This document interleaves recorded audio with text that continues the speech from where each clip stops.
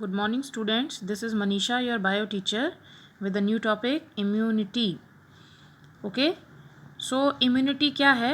Disease resistant power हमें provide करती है इम्यूनिटी. इम्यूनिटी एबिलिटी है हमारी बॉडी की जो हमें प्रोटेक्ट करती है बाहर से आने वाले, फॉरेन बॉडीज़ मीन्स बाहर से आने वाले किसी भी तरह की पैथोजन से, चाहे वो बैक्टीरिया है, वायरस है और या फिर वो कोई टॉक्सिक सब्सटेंस है. सो क्या है immunity? Immunity is the ability of body to protect against all type of foreign bodies like bacteria, virus, toxic substances which enter the body. Immunity हमारे अंदर एक ऐसी एबिलिटी है जिसकी हेल्प से बाहर से आने वाले किसी भी इन्वेडर को हम पहचान कर किल कर सकते हैं. एक इसमें इम्यूनिटी में दो चीज़ें हम देखते हैं. एक तो इम्यून सिस्टम जो है अगर हमारा स्ट्रॉन्ग है तो हम बोलेंगे कि हम डिजीज़ रेसिस्टेंस हैं, और अगर हमारे अंदर इम्यूनिटी बहुत ज़्यादा वीक है या है ही नहीं तो हम बोलेंगे उसको ससेप्टिबिलिटी. अगर कोई पर्सन ससेप्टिबल है तो उसका मतलब ये है कि उस पर्सन की इम्यूनिटी स्ट्रॉन्ग नहीं है, वीक है. इम्यूनोलॉजी बायोलॉजी की वो ब्रांच है जिसमें हम इम्यूनिटी से रिलेटेड वेरियस फिनोमिनन्स को स्टडी करते हैं. तो बेटा हम अब टाइप के बारे में जानेंगे. इम्यूनिटी कितने टाइप की है? इम्यूनिटी दो टाइप की है हमारे अंदर जो होती है. एक तो इनेट इम्यूनिटी है जिसे आप नेचुरल इम्यूनिटी या नॉन स्पेसिफिक इम्यूनिटी भी कहते हैं. नेचुरल हम इसे इसलिए कहते हैं क्योंकि ये हमें हमारे पेरेंट्स से मिलती है, बाय बर्थ मिलती है. और नॉन स्पेसिफिक इसीलिए कहते हैं क्योंकि किसी पर्टिकुलर पैथोजन के लिए ये वर्क नहीं करती है. बॉडी में कोई भी पैथोजन एंटर करेगा सबके लिए इनेट इम्यूनिटी वर्क करती है. Acquired immunity also called adaptive immunity. Acquired immunity हम बर्थ के बाद अपने आप खुद बनाते हैं, ये हमें हमारे पेरेंट्स से नहीं मिलती है. तो आज हम डिटेल में इनेट इम्यूनिटी को अच्छे से स्टडी करेंगे. Innate immunity inherited from parents means ये इम्यूनिटी हमें हमारे पेरेंट्स से मिलती है. Protect us from birth to throughout life. और बर्थ के साथ साथ पूरी लाइफ, थ्रू आउट लाइफ हमें ये प्रोटेक्ट करने का काम करती है. आप देख रहे होंगे एक डिजीज़ लिखी हुई है डिस्टेम्पर. ये फेटल डिजीज़ है, जानलेवा बीमारी है जो कुत्तों से हमें होती है, डॉग से. पर इनेट इम्यूनिटी की वजह से ये डिस्टेम्पर डिजीज़ से हम प्रभावित नहीं होते हैं, डिजीज़ हमें अफेक्ट नहीं करती है. इनेट इम्यूनिटी के 4 मेन टाइप्स हैं, पार्ट्स हैं.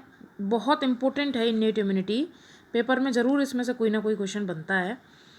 फिज़िकल, फिजियोलॉजिकल, सेलुलर, साइटोकाइन, 4 इसके जो हैं टाइप हैं. तो एक एक करके चलिए इन टाइप्स को हम स्टडी कर लेते हैं. सबसे पहले पढ़ते हैं फिजिकल बैरियर्स को, जिन्हें मैकेनिकल बैरियर्स भी बोला जाता है.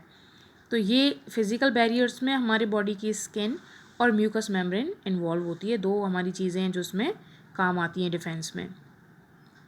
आप जानते हो कि बॉडी का सबसे बड़ा ऑर्गन है स्किन, और स्किन आउटर मोस्ट लेयर है, हमारे एवरी पार्ट को कवर किए हुए है. तो स्किन के अंदर एक लेयर होती है स्ट्रेटम कॉर्नियम. तो ये टफ लेयर है जो बैक्टीरिया और वायरस को बॉडी के अंदर एंटर होने नहीं देती है. बॉडी में कोई पैथोजन तभी जाएगा जब स्किन पर कोई कट है या बॉडी पे कोई वुंड है. म्यूकस मेम्ब्रेन हमारे रेस्पिरेटरी सिस्टम में, डाइजेस्टिव सिस्टम में, यूरिनरी सिस्टम में, पूरी बॉडी में हमारे में अंदर म्यूकस मेम्ब्रेन प्रेजेंट है. और वो माइक्रो ऑर्गेनिजम्स को पकड़ती है, ट्रैप करती है और उन्हें हिलने नहीं देती है, इमोबिलाइज कर देती है, जिसकी वजह से वो थोड़ी देर में किल हो जाते हैं. दूसरे नंबर पे हम बात करेंगे फिजियोलॉजिकल बैरियर्स की. ये अभी हमने स्किन और म्यूकस मेम्ब्रेन फिजिकल बैरियर में पढ़े हैं. अब हम फिजियोलॉजिकल बैरियर्स की बात करेंगे. एक्चुअली स्किन और म्यूकस मेम्ब्रेन्स के सीक्रेशंस को ही हम फिजियोलॉजिकल बैरियर्स बोलते हैं. इसमें आप देख रहे हो एसिड आ रहा है स्टमक में, तो एसिड रिलीज होता है HCl. HCl जो है वो एंटीबैक्टीरियल है, किसी भी पैथोजन को किल कर देगा, स्पेशली बैक्टीरिया को. बाइल जूस जो कि लिवर में बनता है वो भी जो है पैथोजन की एंट्री को, अगर पैथोजन की एंट्री हो भी गई है बॉडी में तो उसे किल करता है. सेरुमिन ईयर का वैक्स है, तो मतलब ईयर के थ्रू भी कोई पैथोजन अंदर नहीं जा सकता. लाइसोजाइम्स क्या हैं? लाइसोजाइम्स तो ग्रुप ऑफ एंजाइम्स हैं जो किसी भी पैथोजन को किल करने के लिए सफिशिएंट हैं, और ये हमारे बॉडी फ्लूइड्स में प्रेजेंट होते हैं, जैसे स्वेट है, यूरिन है, सेरिब्रोस्पाइनल फ्लूइड जो कि ब्रेन और स्पाइनल कॉर्ड में होता है. नेज़ल हेयर्स हमारी बॉडी नोज़ के अंदर प्रेजेंट है, नेज़ल पैसेज में, यूरिन और वेजाइनल सीक्रेशंस. उसके बाद हम बात करेंगे सेलुलर बैरियर्स की, जो कि थर्ड टाइप और बहुत बहुत बहुत इंपॉर्टेंट है. सेलुलर बैरियर्स में सेल्स आती हैं जो पैथोजन के लिए वर्क कर रही हैं, हमारी बॉडी को डिफेंस करने के लिए वर्क कर रही हैं। तो इसमें सबसे पहला टाइप है ल्यूकोसाइट्स का। ल्यूकोसाइट्स को हम WBC भी बोलते हैं। ये कुछ दिनों के लिए ही बॉडी में जीवित रहती हैं, उसके बाद नई जो हैं ल्यूकोसाइट्स वो बनती रहती हैं फ्रॉम बोन मैरो। इसमें सबसे पहला एग्जांपल और सबसे इम्पोर्टेंट एग्जांपल है पॉलीमॉर्फो न्यूक्लियर ल्यूकोसाइट्स। बेटा ल्यूकोसाइट्स बहुत तरह की होती हैं बॉडी में, जिसमें से कुछ टाइप मैंने यहाँ पे लिखे हैं। सबसे पहला है इसमें पॉलीमॉर्फो न्यूक्लियर ल्यूकोसाइट्स, इसको PMNL न्यूट्रोफिल्स भी बोलते हैं, जो कि बॉडी में 40 से 75% हैं और 10 से 20 घंटे के लिए जीवित रहती हैं। बोन मैरो के अंदर बनती हैं। पॉली का मतलब मैनी होता है, मॉर्फो का मतलब स्ट्रक्चर होता है, न्यूक्लियर का मतलब यहाँ पे न्यूक्लियस से है। इन्हें पॉलीमॉर्फो न्यूक्लियर ल्यूकोसाइट इसलिए बोला जाता है क्योंकि ये मल्टी न्यूक्लिएटेड सेल्स होती हैं और इनके न्यूक्लियस का शेप भी डिफरेंट होता है। मोनोसाइट्स सेकंड हमारी मोनोसाइट्स हैं सेलुलर बैरियर्स में, जो बहुत ही लार्ज हैं और अमीबा जैसी शेप में है। 2 से 10% वो बॉडी में हैं टोटल WBCs का। नेक्स्ट हमारी मैक्रोफेजेस हैं। मैक्रोफेज जिस भी सेल के पीछे फेज आ रहा है उसका मतलब वो फैगोसाइटोटिक इन नेचर हैं, वो किसी भी पैथोजन को इनगल्फ करने के लिए सफिशिएंट होती हैं। काफ़ी लॉन्ग लिव्ड सेल हैं और हाईली मोटाइल हैं, बहुत तेज़ी से मूव कर सकती हैं। 2 तरह की होती हैं, फिक्स्ड और वॉन्डरिंग। फिक्स्ड जो सिर्फ ब्लड में ही रहती हैं, जाती नहीं है कहीं भी, ब्लड के अंदर अगर कोई पैथोजन आया तो किल हो जाता है। वॉन्डरिंग मैक्रोफेजेस ये मूव करती हैं, ब्लड कैपिलरी से बाहर निकल जाती हैं, कहाँ पे, साइट ऑफ इन्फेक्शन पे। एग्जांपल दिया हुआ इसमें कफर सेल्स जो कि लिवर में बनती हैं, ऑस्टियोक्लास्ट ये बोन में बनती हैं। मैक्रोफेजेस का एग्जांपल है ये, ठीक है। तो सेलुलर बैरियर में हमारी सेल्स कौन सी हो गई, polymorphonuclear leucocytes, monocytes, macrophages. Okay, अब इसमें दूसरा हम पढ़ेंगे नेचुरल किलर सेल्स। ये लिम्फोसाइट्स हैं। ये अभी जो हमने टाइप पढ़े थे ऊपर, ये सभी क्या हैं, ये ल्यूकोसाइट्स हैं। अभी हम जो स्टडी करेंगे वो लिम्फोसाइट्स हैं। इनको N के सेल भी बोलते हैं शॉर्ट फॉर्म में।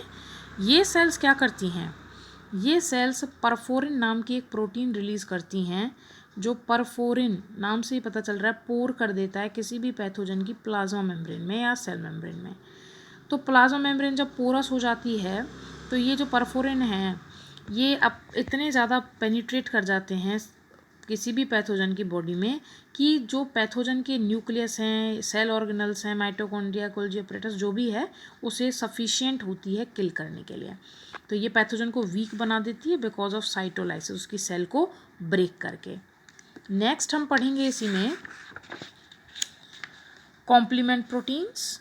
नेक्स्ट क्या है, कॉम्प्लीमेंट प्रोटीन्स।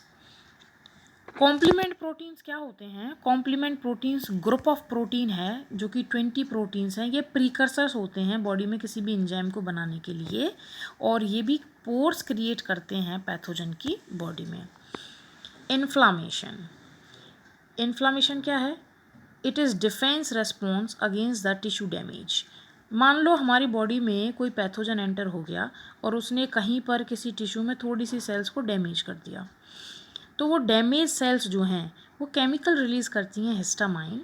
वो केमिकल बाकी सेल्स को कवर कर लेता है और पैथोजन को उसके पर्टिकुलर एरिया में ही रेस्ट्रिक्ट कर देता है, जिससे पैथोजन पूरे बॉडी के अंदर मूव नहीं कर पाता और बाकी सेल्स को डैमेज नहीं कर पाता। सो इन्फ्लामेशन बेटा आपने देखा हो, जैसे कोई मॉस्किटो हमें बाइट करता है तो हम देखते हैं कि वहाँ पे इचिंग होनी स्टार्ट हो जाती है, रेडनेस होनी स्टार्ट हो जाती है। तो ये साइन और सिम्टम्स हैं इन्फ्लामेटरी रिएक्शंस के। इन्फ्लामेटरी रिएक्शंस हमें ये भी बताती हैं कि हाँ भाई हमारी बॉडी डिफेंस कर रही है किसी पैथोजन्स के लिए। ओके, ये मास्ट सेल हैं जो हिस्टामाइन प्रोड्यूस करती हैं। नेक्स्ट है फीवर आप सभी जानते हो, बुखार होता है फीवर, जिसमें बॉडी टेम्परेचर राइज हो जाता है। तो राइज होने का कारण क्या है बॉडी के टेम्परेचर का, टॉक्सिन्स हैं। टॉक्सिन्स जो किसी भी पैथोजन के थ्रू बॉडी में सीक्रेट किए गए हैं। हमारी बॉडी के अंदर एंडोजीनस मतलब बॉडी के अंदर ही एक प्रोटीन बनती है पायरोजन। वो पायरोजन प्रोटीन बॉडी के टेम्परेचर को इंक्रीज़ कर देती है।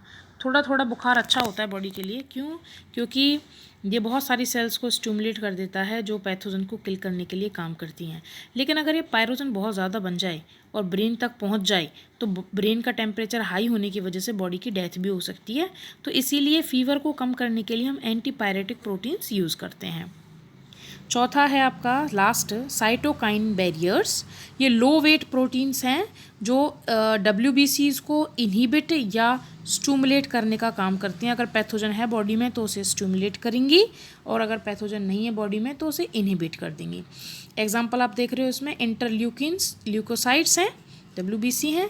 इंटरफेरोन्स ये लिम्फोसाइट्स हैं। इंटरफेरोन्स स्पेशली आप ध्यान रखना, ये हमारी बॉडी में वायरस के इन्फेक्शन से प्रोटेक्शन प्रोवाइड करती हैं। सो ये हमने आज कंप्लीट पढ़ा है किसके बारे में, इन्नेट इम्यूनिटी के बारे में। कल एक वीडियो में हम एक्वायर्ड इम्यूनिटी के बारे में कंप्लीट डिस्कस करेंगे।